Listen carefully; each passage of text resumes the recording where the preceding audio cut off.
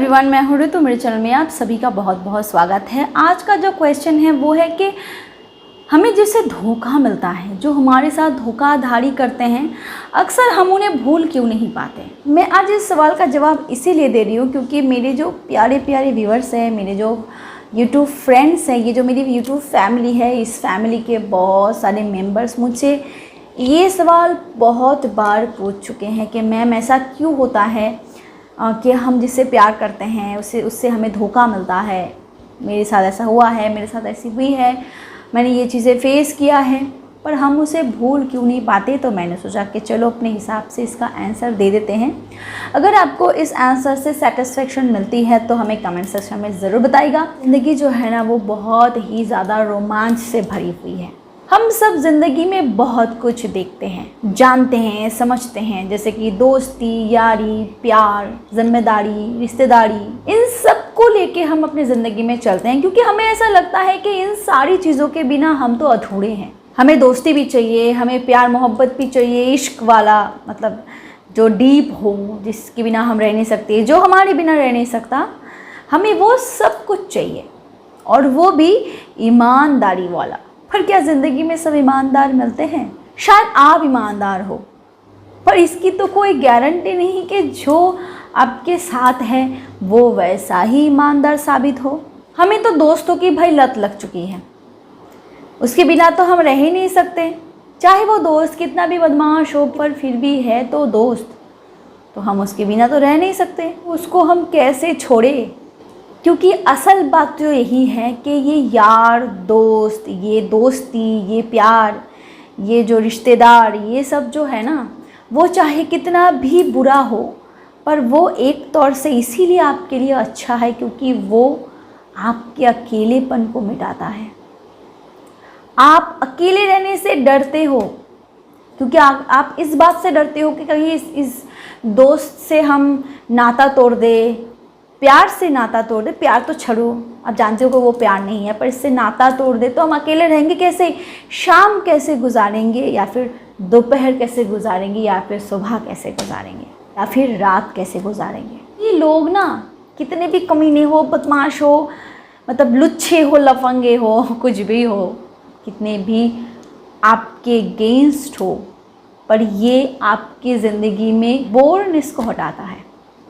वो शाम के 2-2 घंटे आप उसके साथ बिताते हो क्योंकि वो आपको बेहतरीन लगती है, क्योंकि उस टाइम पे आपको जोश रहता है, या फिर कोई बॉयफ्रेंड मिला या फिर कोई गर्लफ्रेंड मिली, तो उसके साथ आप पूरा समय स्पेंड करते हो, उसके साथ बातें करते हो, घंटों दर घंटों वीडियो कॉलिंग करते हो, चैटिंग वगैरह करते हो, सब कुछ करने की ख्वाहिश रखते हो जो एक गर्लफ्रेंड बॉयफ्रेंड करना चाहते हैं। उस दौरान अगर आपको एक दिन भी अकेला छोड़ दिया जाए कि किसी के साथ आपका कोई कनेक्शन नहीं, आपके दोस्त यार पिकनिक के चले गए, आपकी गर्लफ्रेंड मम्मी के घर चली गई, मम्मी के मायके चली गई, तो आप ना दीवाने फिरते हो, आपका समय ही नहीं बीतता। पूरा दिन ऐसा लगता है कि युग बीत रहा हो आपके लिए। आपको ऐसा लगने लगता है ना कि आप अपने बॉयफ्रेंड, अपनी गर्लफ्रेंड, या फिर आपके दोस्त यार कोई भी हो, आप उनके बिना रह नहीं सकते। आपको पता है कि वो लोग बहुत गलत इंसान हैं, या फिर आपका बॉयफ्रेंड सही नहीं, या फिर आपकी गर्लफ्रेंड सही नहीं, पर फिर भी आप उसे छोड़ नहीं सकते क्योंकि कहीं ना कहीं आपको उसकी लत लग चुकी है। उसकी संगत प्यार है कि नहीं है, टाइम पास है, कुछ भी है, आपको उससे कोई फ़र्क नहीं पड़ता। पर अगर वो आपसे फ़ोन कॉल पे बात ना करे, अगर वो वीडियो कॉल पे ना आए, अगर टेक्स्ट पे ना आए, कुछ भी ना करे ना, तो आप अपने आप को अधूरा महसूस करते हो। उसका हाथ पकड़ना, उसे किस करना आपको चुंबक की तरह आकर्षण करता है। वो बहुत सुंदर है, या फिर वो बहुत हैंडसम है, थोड़ा रिच भी, थोड़ी सी गोरी भी, मॉडर्न भी, ये सारी जो चीज़ है ना वो माया की तरह काम करता है आपके ऊपर, और आपको उसकी पूरी तरीके से लत लग जाती है, वो आपकी आदत बन जाती है। पर एक बात तो ज़रूर है भाई कि आदत कभी ज़रूरत नहीं बन सकती। हमारी ज़िंदगी में नशा एक आदत है, वो तो नशा है, पर खाना हमारी ज़िंदगी की ज़रूरत है। तो वो आपकी आदत बन चुकी है पर आपकी ज़रूरत नहीं। एक चीज़ हमेशा ध्यान रखना कि आप उसकी तरफ आकर्षण हो रहे हो, मतलब आप लोहा हो और वो चुंबक। इसीलिए तो प्रकृति का देन है, ये तो नेचर का देन है कि ऑपोजिट एक दूसरे की तरफ आकर्षित होते हैं। ये तो एक सच्चाई है जो यूनिवर्सल ट्रू है।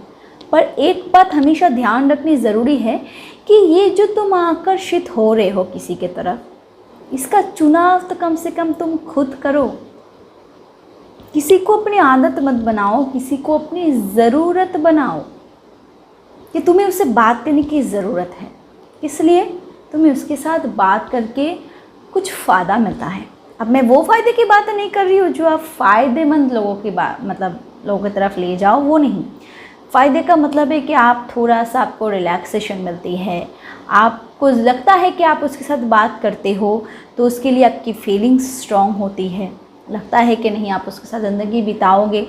ऐसा नहीं है कि आप अगर उसके मतलब कुछ भी करना है, खाली नहीं बैठना है, फ़ोन लिया उससे फ़ोन कर लिया, 1 घंटा उससे बात कर ली, कुछ भी टॉपिक पे बात कर लिया। अरे उसने एक ड्रेस पहनी थी, आज तुमने देख ली, तारीफ़ करने लग गए 1 घंटा उसके। ऐसा नहीं, किसी से बात करो तो अपनी ज़रूरत के हिसाब से, किसी को अपनी आदत बनाओ वो भी अपनी ज़रूरत के हिसाब से, उसकी ज़रूरत के हिसाब से, क्योंकि ज़िंदगी ऐसे नहीं चलती। क्योंकि ये एक और भी सच्चाई है कि जिसे तुम अपनी आदत बना रहे हो, अगर वो किसी और को अपनी आदत बना ले तो तुम्हारी ज़िंदगी बदतर से बदतर होने लगेगी और तुम खुद नहीं समझ पाओगे और इस दलदल में और ज़्यादा धंसते जाओगे। यही एक कारण है कि हमें धोखा मिलने पर भी हम उसे भूल नहीं पाते, क्योंकि वो हमारे दिमाग में ऐसे घर कर जाता है कि हम उसे अपने दिमाग से निकाल नहीं पाते। पर ये भी एक सच्चाई है कि अगर